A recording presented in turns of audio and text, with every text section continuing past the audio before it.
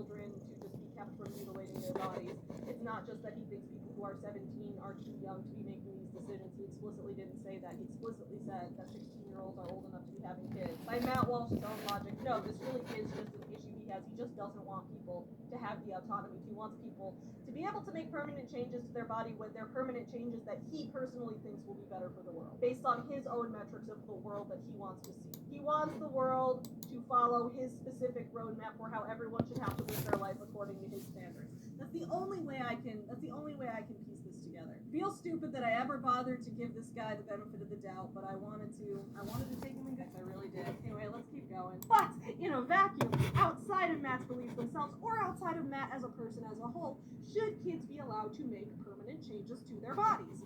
Usually, that depends on what you mean by kids and what you mean by permanent, and on other factors like what the situation itself is, what they're altering their body for, and how necessary the thing is. For example, giving a kid a heart transplant is technically permanently altering their body, but that happens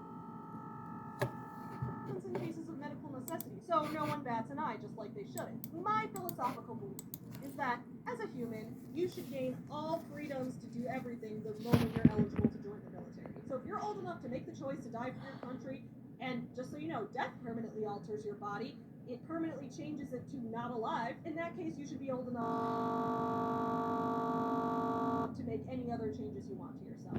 That's why 18-year-olds can get tattoos or plastic surgery.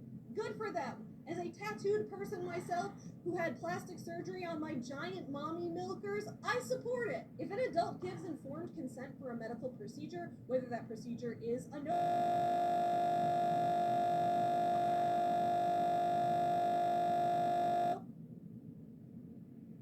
job or getting new genitals, that's their choice. It's not my business to intervene, and it's not Matt's place either. But what about if you're under 18 years old? Now, I personally would leave these choices up to the patients, their parents, and their doctors, since they know better about the procedures, the risks and benefits, the side effects, and the specifics of that individual situation than Matt or I could ever hope to. But I do quickly want to put one rumor to rest. Prepubescent children are not getting genital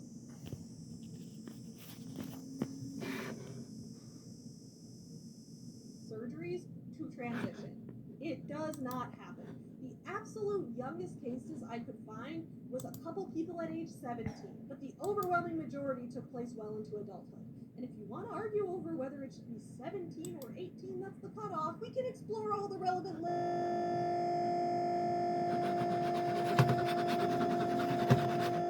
literature and have that discussion. In fact, thousands of doctors are currently having that discussion as we speak, as they regularly do review relevant scientific developments and try to decide what's in the best interest of the patient. But the fact remains that bottom surgery, like phalloplasty or vaginoplasty, has never happened to a 3-year-old or a 5-year-old or a 10-year-old. Claiming that the authoritarian leftists are coming to cut our kids' dicks off is just a scare tactic and a lie, nothing more. Additionally, a 2020 study by Cedars-Sinai Hospital found that out of their sample, around 75% of trans people, both men and women, knew that they were trans by age 7. That doesn't mean that they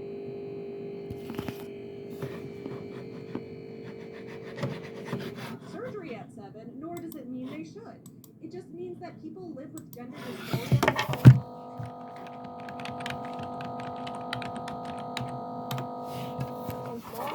before making any permanent and life-altering decisions. In his book, Matt Walsh addresses one of the biggest questions of our time: puberty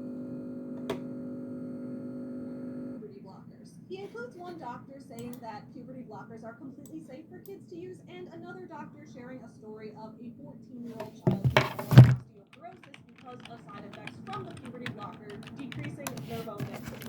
From this, Matt concludes that puberty blockers are unsafe and not should be given to children. So for quick context, puberty blockers are different than HRT or hormone replacement therapy. Hormone replacement therapy is often given to trans people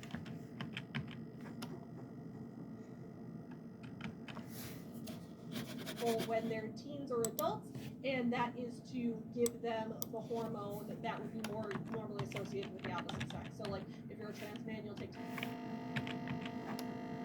testosterone injections. If you're a trans woman, you would take estrogen, things like that. But this is not what a puberty blocker is.